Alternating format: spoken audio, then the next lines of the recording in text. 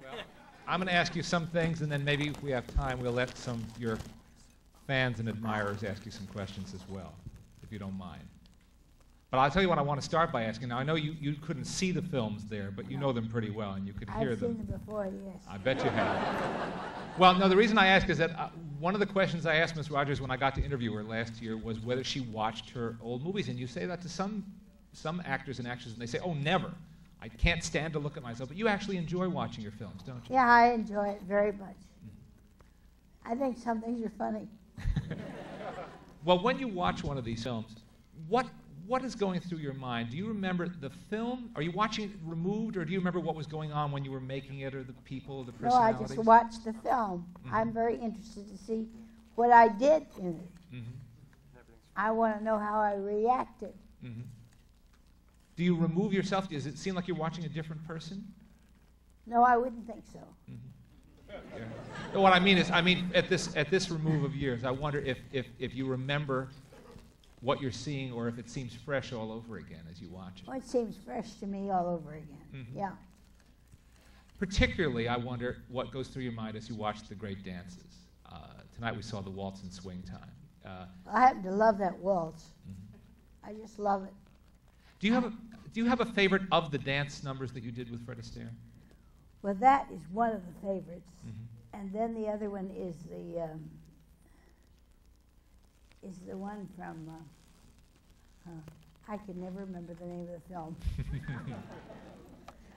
We'll help you. Which you will? Yeah. Well, it's where we do this mock love of. In Roberta? Shall We Dance? Was it Shall We Dance? No, not the Continental. No, not Roberta. Not Roberta. Roberta. My secretary's name is Roberta. Well, you mentioned Waltz and Swing Time. Why are you fond of that one in particular? I love waltzes. I think waltzes are so beautiful, and I don't understand why people don't ever waltz. Waltzes are so lovely, and you should learn to do them. Yes. They're such fun to do, but they're such fun to watch. They're so graceful. Yes. Yeah. One of the two things struck me in reading your book last year. One was that I don't think you've ever forgotten a great dress or a great costume that you've worn. And the other is that you are very particular about men's ability to dance. That rates very high in your book among attributes, doesn't it? Yes, the editor of my book, she was very particular about that. She said, you should say who dances well and who doesn't. But she asked me a question I would never put in the book and never answer it. She said, who's the best kisser in Hollywood? As if I would know.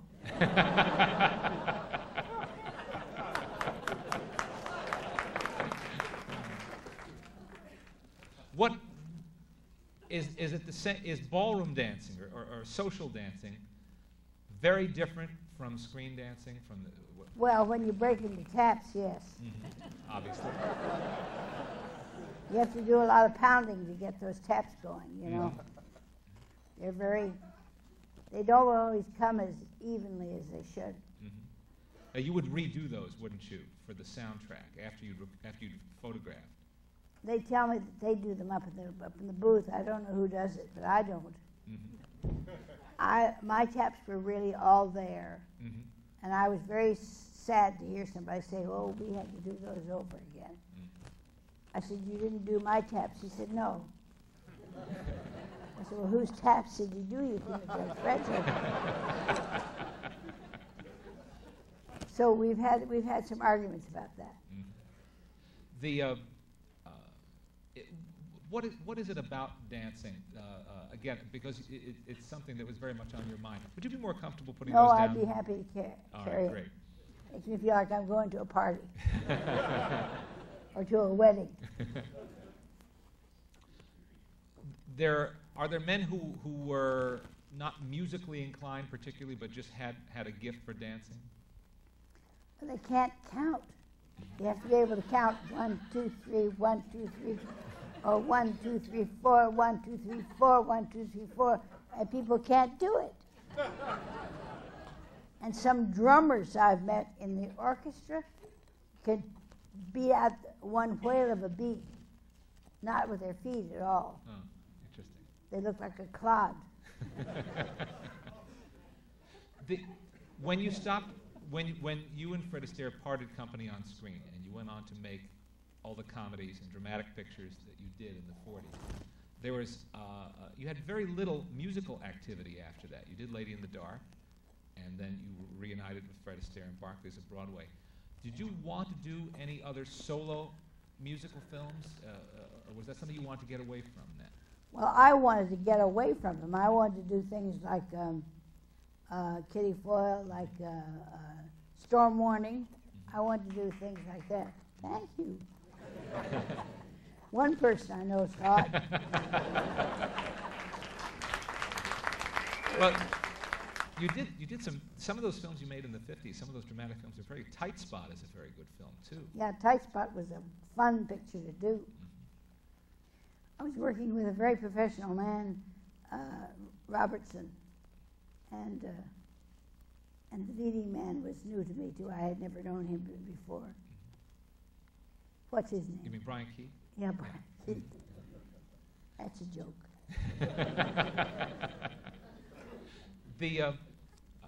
The other thing, as I mentioned, that obviously something that you have an excellent memory for is the great costumes you got to wear over the years. Did you have a favorite costumer? Costumer? Mm-hmm. Designer? Yes, well, I think I liked Edith Head very much. Very much. And I liked the lady from MGM. Helen Rose? Helen Rose. Well, she didn't do too many of the things. The other one. Irene, yeah, Irene was a favorite of mine. Mm-hmm. Did you participate in designing any of your costumes? I know you had strong feelings about what you liked. And yes, didn't the like. feather dress was my design, really. Mm-hmm. Thank you. You know, the thing about the feather dress in the movie was, or before the movie, he said, what kind of a dress would you like to wear? So I said, I would like it to be like this at the top and way down the back, but I want feathers on the sides of my back and on my hips and all clear to the floor. So he as I was telling him, he was sketching it. And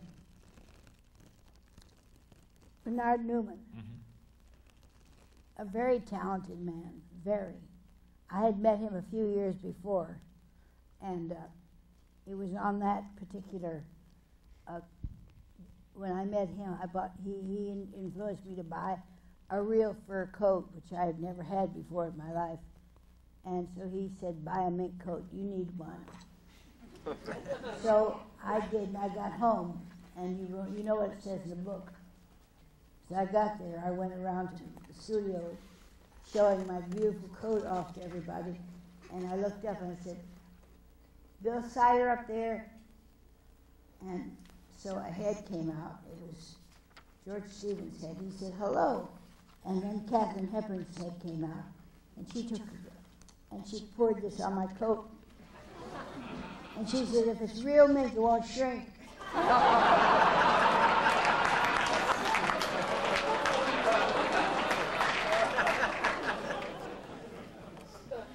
But that really happened. I didn't make that happen. Not an easy thing to invent. Pardon me? Not something you would easily invent. No, I wouldn't invent that about anybody, but it really happened. I couldn't believe what was going to happen in my coat after I tried to brush the water out of it, you know, because it was a whole tumbler full of water. He just enjoyed that very much. After she did that, she disappeared. I would have too. Now we watched an excerpt, a delightful excerpt from Tom, Dick, and Harry. I'd always heard that Garson Kanin didn't tell any of the cast members how the film was going to end. That's right. That's right. And you have a darling friend of mine here in the audience who was in that film. Mm-hmm. And he is so charming. And he was so wonderful in that scene. Mm-hmm. The bell scene. It's a great scene. You're saying you have a bell song. And he is. Mr. Burgess Meredith, stand up. Where is Burgess? Burgess Meredith, stand up. Wherever you are. All the way in the back. He had to go. He lives in Malibu and was worried about His house. climate. Yes. But he was. So you shot the film in sequence then? Yes. Until the very end. Now, were you rooting for one of the three suitors to get you? No, I wasn't trying to be the producer, no. I never tried to be the producer. I would like to have. Would you have enjoyed doing that? I mean, today so many actresses become their own producers, almost as a defense mechanism to protect themselves and develop the stories they want to make. Would you have Yes, wanted but to do I that? think the best part I would like would be the director. As we see today, so many young ladies are doing it. I directed a musical comedy in New York, but I haven't directed a film yet, and I'd love to do that. Would you have wanted to try to direct yourself or just to direct No, another? no. I wouldn't do that. I'd be unfair to me if I did that. We watched that early short subject you made in New York when you were still working on the stage. When you had had a number of years' experience on the stage before you made your first film. Right. Did you find it tough to adapt to working for a camera instead of playing to a live audience? No, not at all. I'm such a show-off, you know. The director tell me what to do, and I said, oh, the first mistake I made, of course, was when my first director for the first film I made said to me, I want you to go over to the phone and pick it up and dial a number or give the operator a number. There was no dialing then. And so I said, how many steps would you like me to take? He looked at me and he said, just go to the phone. I wanted to be so particular about what he wanted me to do. Just go to the phone. I mean, that's simple enough. Was there one director who ever gave you advice that really made a difference to you, not just about a particular scene, but about the way you worked? Well, I love a director who gives you a little leeway and says, now, I want you to do this and do that, and you do it the way you see it. And then if they like it, they say, now, that was nice. I like that. So print it. And when I hear that, I breathe a sigh of relief. Because if he tells me to do it a certain way, and I'm not in agreement with that, because I try to show him how much better it is this way. I'm a sly fox. We saw a very funny scene from Once Upon a Honeymoon, directed by Leo McCarey. Oh, he was a good director. Now, he was famous for improvising and for encouraging you to improvise. Well, he'd rewrite the scenes every day. Yeah, he loved to do that. Would that throw you off balance at all? No, No, I'm a fast study. And did he like surprises? Did he like finding new things? Yes, as he you were found new shooting? things. He'd say, now, that was a good idea. And of course, that would thrill me. Why? Well, if he thought something I had improvised was good. Well, we're not surprised. No, he would be surprised. I would be surprised if he liked it. Most times. Now, you need a good partner to do that, though. Cary Grant was obviously a good. Oh, he was wonderful to work with.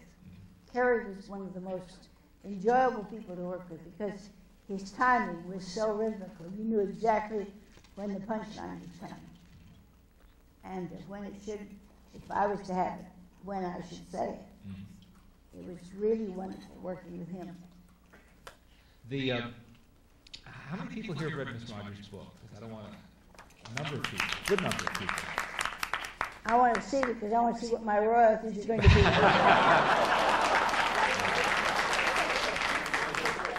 It's a healthy number, we'll put it that way. Yeah, healthy But number. for the benefit of those who have, as you well know, and you've discussed many times, for years and years there was, gossip was the wrong word, but there was talk that you and Fred Astaire really didn't get along. That That's that so except on untrue, screen. and it's always even at the time it was said, it was untrue. And for the years afterward, he spent an hour on a television show saying, Ginger and I like each other very much, we respect each other, and I just love that kid, he'd say. And I would say the equivalent of the same thing when I was on a television show. And people just wouldn't have it. They wanted us to be at each other's throats. Makes a better story. Oh, yeah. Yeah, did you know that Ginger and Fred argue all the time? Give us an idea of how much work went into photographing one number, like the one we saw tonight. Well, it would take, we have 6 weeks of preparation for doing the film, for the pre-production, and we would rehearse it 6 weeks. For every dance, we'd rehearse it each day until we polished it. And then we'd rehearse all the dances each day for 6 weeks. At the end of 6 weeks, we'd have what we thought was a polished routine, or routines, plural. And when the show started, when we would arrive at that place in the film where the dance was supposed to take place, we would go out, we'd play the dialogue ahead, go right in and do the number. And I got a great kick out of having the fun of remembering each thing as it came, even after that. Because that's a long time, you know, to keep in thought each step. Mm-hmm. Was the shooting long, or was the real time put into the rehearsal?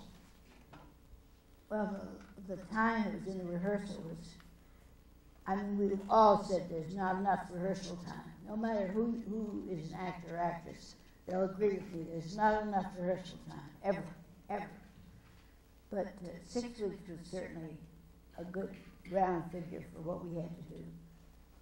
And I must say I was very grateful for that, because polish is something that dance has to have. The sets and the costumes had to be coordinated with the number too. They had to be planned along with the number, didn't they? Was that at the very inception? And as I danced the routines with Fred, I would have to, at rehearsal, I'd have to break off and go up and fit the costume. And so there were so many interruptions, and the time would be going by, and I hadn't done enough rehearsal. That's a very sinking feeling sometimes. You think, oh, I haven't rehearsed this enough. So, because I love rehearsals. Because I love to work. I'm a workaholic.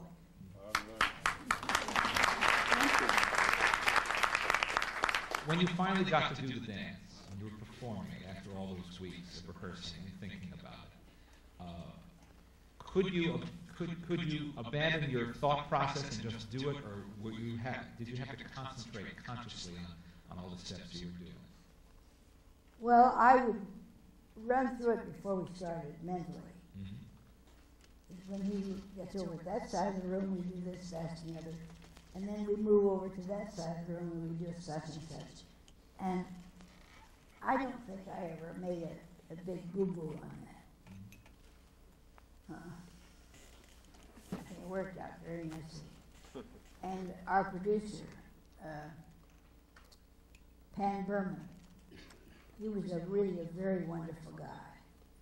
I mean, he's at home tonight. He was invited to come, but he just didn't feel up to it. I wish he had, because I think it'd be wonderful fun for him to see that film. He didn't know what he got stuck with when he got me. I thought he'd be able to see some of it. I know that you also describe in your book your frustration after doing so many musicals and then so many light comedies, because you want to do more. You want to have a meatier kind of challenge, and Kitty Foyle finally gave you what you've been looking for. Do you look back and think about other parts you would have liked? Are there parts that got away that you had wanted or you campaigned for? Well, I had wanted very much to play opposite Kay Heffernan in Mary Queen of Scots, and I did a visual test with her, and I hoped that maybe I would get the role. But But then they were arguing about something like that, and he said, well, it's ridiculous. Why would you want Ginger to play Queen? And she would be Mary, and I would be Queen of England, kind of thing. And I took the test. I did the whole thing. Had the hair put on me, the false hair, and they put my forehead went up to here almost. It was just so much like what the Queen of England was at that time. And I had the robes on and everything. And I passed through all of these friends of mine at RKO Studios, friends I had known for years, and I was dressed in this costume. And none of them ever recognized me as I walked through. And the three Marys who were testing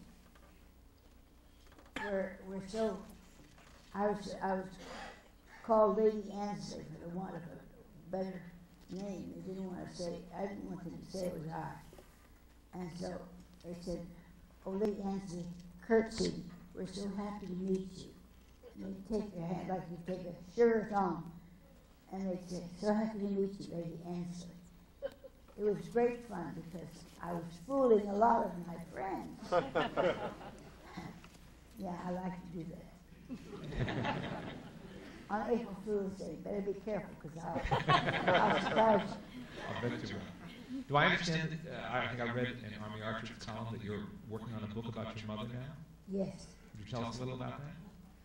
Well, my mother was really an exceptional woman, as we all say about our mothers. And I think a mother is really a very important person in one's life. And if you haven't had a mother that you've known, you've missed out on somebody real precious. I had a marvelous mom. She protected me, she encouraged me, she patted me down, she'd say, now come on baby, you can do it. Since I was 12, 13 or 14, she was telling me I could do it. But she told me that when I was on the road, she said, now you can't go into New York as much as you want to, because she knew I wanted to go into New York where the musical comedies were playing, and get a role there. And she said, no, you're still wet behind the ears. You can't do it. And until you get some patina in your business, I won't let you go into New York. Well, later on, it worked out that she did let me go. And happily, I received a comedian role in my first musical comedy called, I have to think what the name was. What was the name of that show? Before Girl Critics, right? Oh, yes, before. Roberta? Top Speed. Top Speed. So I worked with people I don't think you'd recall, because they weren't in films. And I enjoyed myself being a comedian in that. And then later, after doing that, I received an invitation to go into the Gershwin show called Girl Crazy, which is now being played in New York under the title of Crazy for You. Thank you. I didn't know you were crazy for me. No, because I understand it's a darling show, so I played the role for a year and something, and then finally got an invitation to come to California and do a film, and I begged off my contract with Paramount in New York, where I had made 5 movies. And by the time I did my first film with Fred Astaire, that was my 20th film, Flying Down to Rio, and it was his first film. So it was slight misunderstanding on a lot of people's parts that I was not qualified for his. I think I had been through enough exercises.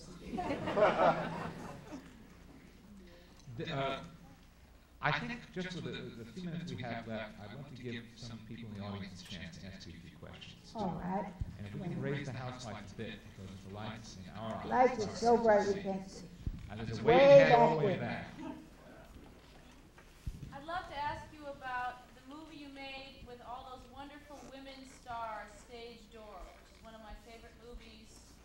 of all time. How did you enjoy working with all the different personalities of those wonderful people? I loved it. I'm so glad you like it. It's not my favorite film. Kitty Foyle is my favorite. I think Kitty Foyle is my favorite film for you, but as a sort of a piece where there were so many wonderful personalities that worked together on that film to show what women were like. It was such an unusual piece. And you made such a unique contribution to that piece. Thank you very much. I just wondered how it was, how was it to come to the set with all those different viewpoints every day? How was it? There's so many different personalities on the film. She's wondering what it was like with so many different talents, so many different viewpoints on that one set. Yes, well, we had an interesting director who loved the fact that there were different viewpoints, and he tried to stretch us all out and make us come up with things he could use as dialogue. And he did. We all came up with things he put in the dialogue of the film. It's supposed to be an old story that stayed short, but he had it rewritten through all the people that were in it. We spoke to him about this and that, and he'd say, well, now that's good. And he'd write it on the text and hand and say, now learn that. We were going to take it first taking 15 minutes. So away he went. That certainly must have been the first time you... No, actually, Lucille Ball had a small part, of course, in Yes. Follow the Fleet before that. Yes, So Lucille you Ball. crossed paths several times. Yes. Yes, my mother was very anxious for Lucille to be a star. Your mother was wasn't exactly a talent scout at RKO. How would you describe her role at the Well, studio? she had a school there. She taught acting to the kids who were signed as small players, bit players. And so she wanted them to do plays where the producers of various films would come and see the plays and say, I'd like that kid in my film. And that's the way Lucy started. And a number of others. And she was good, too. She was awfully good in the plays. My mother said she was a tyrant, that she was hard to manage because she always wanted to do it another way. Mother said, no, you've got to learn to be obedient. I'm glad you taught me that. Another question. Yes, right there. Wasn't the Figlet your idea? Yes, it was. Well, I was on a stage rehearsing the song in its... He said, well, would you let me see it again? I said, but I thought maybe I was being fired right away. You know. He said, no, I want to hear it again. I would sing it all the way through the way you did when I was back there in the dark. All right, so I did it, and he said, you know, I want you to do it just like that in the film. So when you start the film tomorrow, you tell Mr. Leroy that I want you to sing it just like that. And so when Mervyn heard it, he said, I'm glad Daryl was there because I wouldn't have dared go to him and say, she wants to sing it. He said he would have thrown me out of the studio. So that was the way that started. That's great. Right up here, yes. Many of us enjoy doing Hello Dolly and other stage shows. How would you compare that experience to all the films you've done, doing live theater? Well, I've always done live theater since I was 14. I went around the whole USA, and you know the old Carmel Theater down here in where is it, Santa Monica? On Little Santa Monica. Well, I played there in my dance act. And when I later came to California, I thought, can you believe it? This little tiny stage we used to dance on, this little teeny postage stamp stage.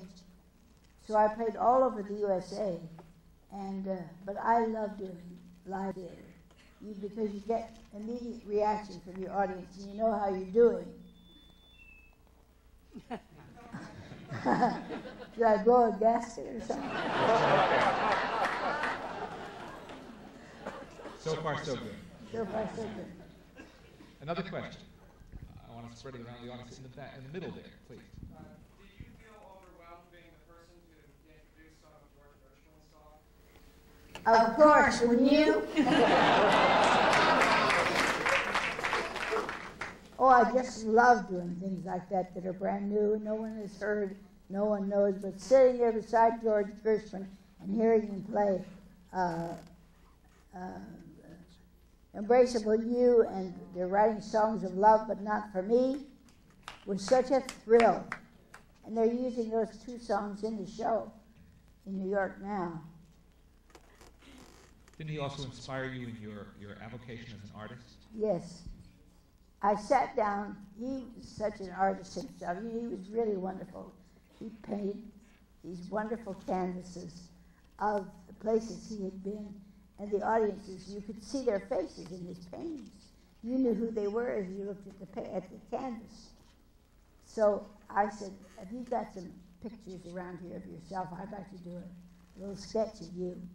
So he said, well, on that table over there. So I went over there and I looked through things, and I saw nothing that was at all interesting as far as an artistic expression from his face. So I saw a picture of Irving Berlin. So I sat on the floor in George Gershwin's house and did a drawing of Irving Berlin. He says, you can see how much he cares for me. But I had Irving Berlin sign it too, and it was just darling. That's wonderful. Yes, up here. You mentioned in your book, which I love, by the way, that you started writing some songs, and did any of those songs get published, or did you sing them in any of your movies? No, I didn't sing in the movies. I have a copy of one that was sung on a test with Jack Oakey. It's in that short, actually. It didn't wind up in that short subject. Not tonight. No, but there is one of you singing that song. Yes. The Boy Who Used to Be You was the one I did with Jack Oakey. And of course he clowned all through it, so did I. But if I say so myself, it's a cute song. It's a good music. Did you ever try writing songs later on? No. I'd rather paint. I love painting. Yeah, all the way in the back is the waving hand. Two of my favorite dramatic films of yours are Storm Warning and Black Widow. Do you have any interesting stories to tell about either one of those in the making of the films? Well, the letters I have gotten over the years say, in Storm Warning, I could not believe that you were the one. And for those who haven't seen the film, I supposedly murdered the girl. They said they couldn't believe that you'd play that role where you murdered a girl. But I was on a vacation in Italy when I received a telephone call from Daryl Zanuck again. He said, I've got a story that I want you to do. He said, I'll take no for an answer. I won't take no for an answer. It's a story that if I send you the script, you'll tell me no. So I'm not going to send you the script. But I think you've got to do it. So you're going to do it, aren't you? What do you say? You say, aye, aye, sir. So I did. I did it, and That was Black Widow? Black Widow. So that was a criticism, I think, of the audience, that they didn't like to see me do that kind of a film. Well, I would never have chosen that for myself, but when the papa of 20th Century Fox tells you that you should do this film, you listen, don't you? I would think. Besides, he let you sing in Pigland. Yes, that's right. In order to keep to our schedule tonight, I'm going to have to cut off any more questions, but we have one other activity before we get to our feature film, which is a special presentation. And for that special presentation, I want to introduce a gentleman who's come all the way from Toronto to make this presentation to you. His name is Harvey Hauer, and he's from Lindsay and Hauer International in Canada. And I will let him explain what this is all about. Harvey? Thank you, Leonard.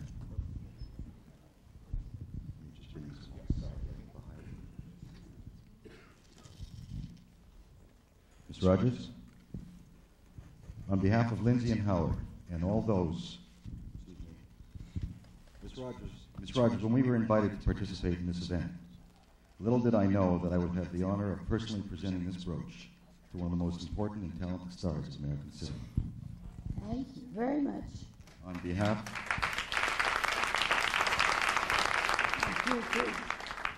behalf of Lindsay and Howard, and all those who gave of their time and energy, and in commemoration of this American Cinematheque tribute to you, we hope you will wear this piece with the same fond memories of us that we, your fans, have of you. Wonderful. Thank you, and we love you.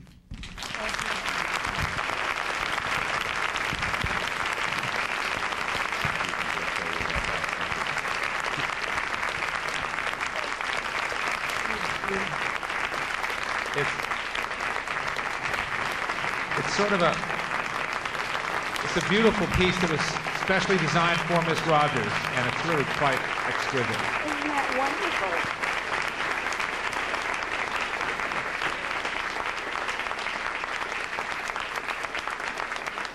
It has the two masks, tragedy and comedy. One side is comedy and the next side is tragedy.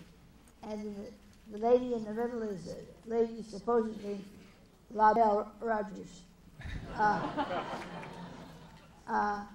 In a gold dress, I think, unless she's got paint all over her. Has she got paint all over her? You never saw me like that. It's a dancing muse. The dancing muse certainly describes you. While everyone's still standing, I want to say thank you, Ginger Rogers, for being here. Thank you, for all lady. the pleasure you've Not given. sweet of you. Thank you. Thank you, darling. Love you, love you, love you, love you. You want to stand up one more time? Yeah. Okay. Excuse me, sir. You're holding it. I got you. I got you. You don't fall. I got you. Okay. There you go. Come over here and get your comments. Put it on it. Just put it on it. Yeah. That's it. Keep it up. We're making changes. Thank you. I'm going to sit down again. Thank you. Thank you again for being here. Thank you all for coming and supporting this beautiful evening. And now, without further ado, Roxy Hart.